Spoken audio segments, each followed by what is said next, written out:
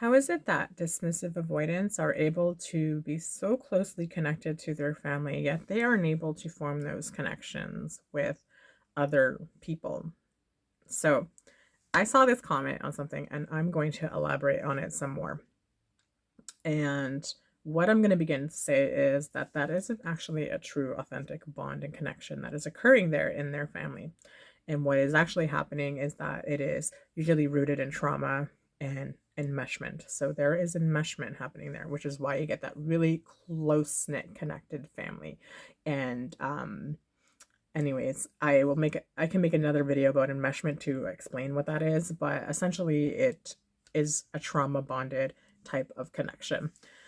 And so what is really happening is that at some point when they were children, it was learned that their worth was determined by the family, most likely the parent when they were a child. And that is something, the worthiness being determined by something outside of themselves was something that was very imprinted upon them and in the family. And so, on whether they can like show up for the parent or parents, um, get their approval, do all the things that they want, please them, not upset them, etc. All these things were determined because usually there might have been like um, very, you know, big disapproval or punishment or other things that were occurring if they were unable to show up exactly as the parent needed. So their worth is dependent on them. And so what ends up happening is that you begin to have this very deep sense of obligation to your parent and family to show up in a certain way.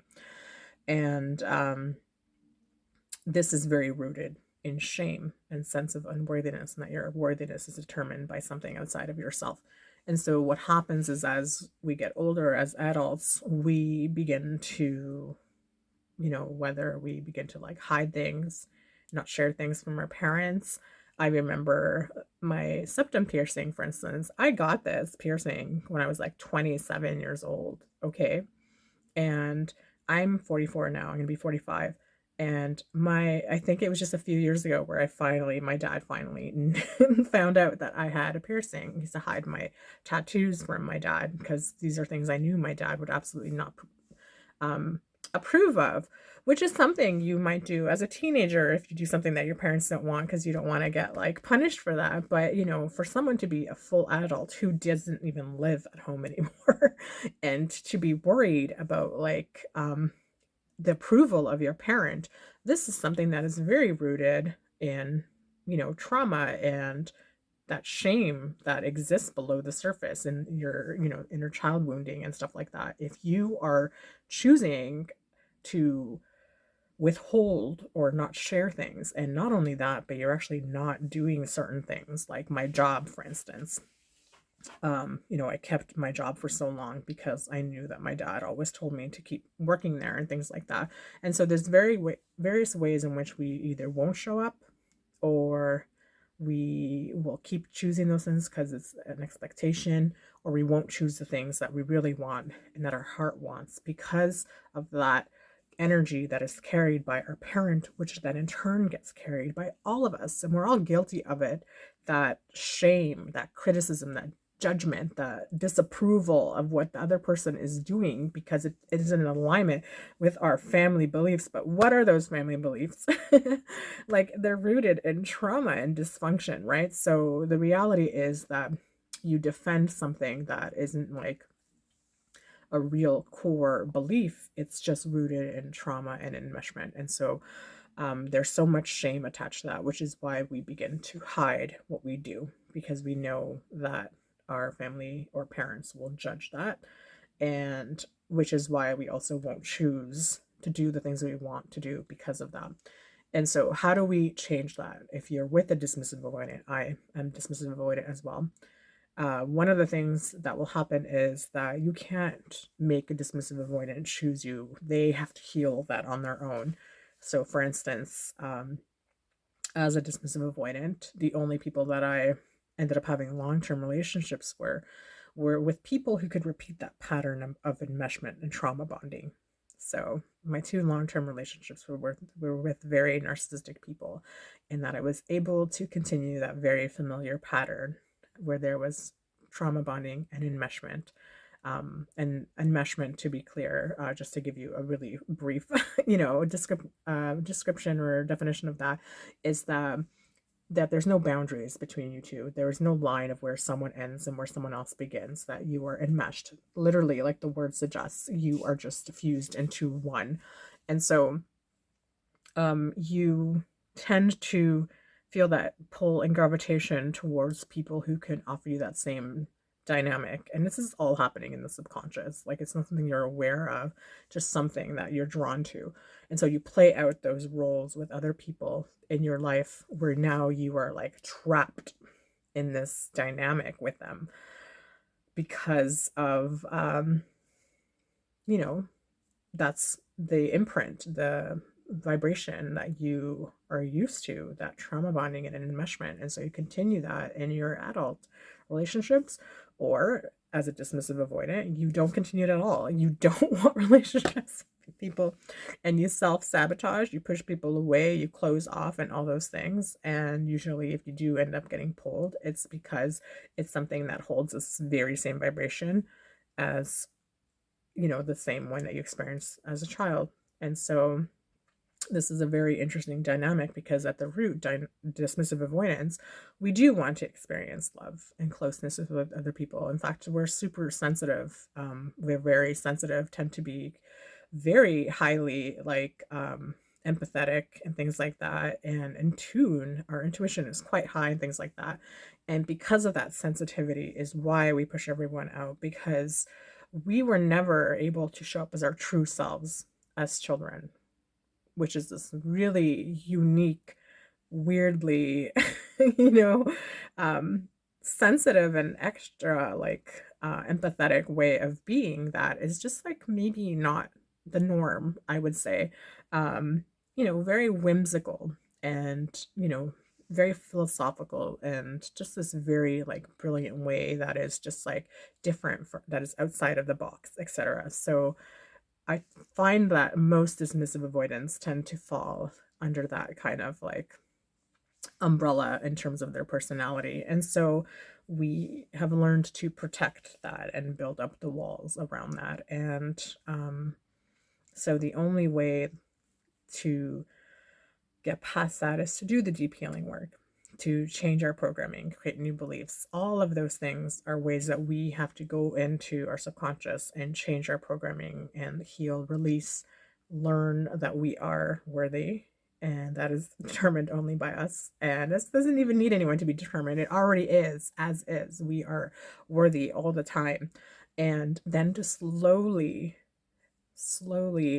build connections and foster those bonds and connections with other people around us, our friends, people who see you and who allow you to show up as who you are, people who aren't judging you, people who allow you to speak and be yourself in all the big ways that you need to be. And people who aren't going to criticize that, people who aren't going to shy away from that or shut you down, people who aren't going to tell you what to do. That's a big one. Who are not going to try to put you in a box and things like that. And this is what dismissive avoidants need. We need someone where we can feel safe to tiptoe into and finally like let our guard down and be let ourselves be seen, but also that person being able to hold space for us. And so it's a very slow process. Think of it as like an animal out in the wild and trying to like lure them in, but it's not your job to lure them in. It's our job as dismissive avoidance to do that healing and work at it. And yes, absolutely, we need somebody who is going to be patient and compassionate with us while we're doing this and healing and stuff like that. But ultimately, it's our own job to do the work. It's our own job to be aware of what's actually happening in our internal world and our subconscious, and do our inner healing, do inner child work and things like that, and be able to meet our needs and be able to learn that our worthiness is only determined by us and stuff like that. And really, this is the only way forward if a dismissive avoidant really not only wants to bond with other people and create like a deep committed relationship with other people friends or romantic partnerships, because this is for both of them, let's be clear. But not only that, but also follow their path and purpose in their life, because this will show up in their line of work as well. It's not just in the connections with their friends and their romantic partners, it's also going to show up in what they do as their career and things. And then they might not always going to choose what's in alignment with who they are, what they truly want to do. They're going to move in a way that is part of that dynamic, the sense of obligation and that enmeshment and all of that. So I hope this was helpful for other people, whether you are a dismissive avoidant or whether you're dealing with a dismissive avoidant. I just want you to know not to take it personally, that it never had anything to do with you at any point, and that someone just, you know, being the way that they are and shutting you out isn't because they don't care about you and things like that. In fact, I would say that sometimes they'll shut off even harder if they do care about you more, because of the threat of danger being even higher for them there. And so it's they've never actually bonded with somebody before. So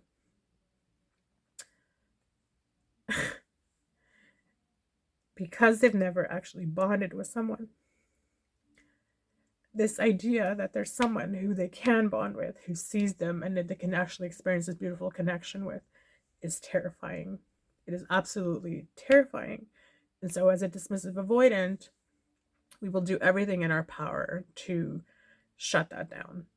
And so this is why it's so important for the dismissive avoidance to do the work to heal, because we are worthy of those connections. We're worthy of people seeing like the great things about us. We're worthy of having that softness and allowing other people to let us be soft with them and stuff like that. And we didn't have that opportunity to do that when we were young, to experience that softness, for someone to hold space for all these like wonderful, ways that we were when we were children. And so doing the healing work and surrounding ourselves with people who will allow that is really, really important. And so that we can foster that with other people. And this got really deeply emotional, but I think it's important because I think that there's so much information that isn't really true about our attachment styles and things like that. And at the heart of it, there's like just so much wounding and shame that exists there. And we really just want to deeply connect with other people. But we just have only had the experience with doing that in very traumatic experiences in the past, or just, situations that were not favorable to us and our being and who we are. And so I just wanted to put that out there. So I hope this video was helpful for somebody. You can like and subscribe if you want to see more videos like this. But anyways, I hope you have a wonderful day, and that, that you continue to do the work on yourself, because you're worthy of that. You absolutely are. You deserve all these wonderful good things, and nobody else can determine that for you. You already are exactly as you are, worthy of everything. Okay? Take care. Have a beautiful day.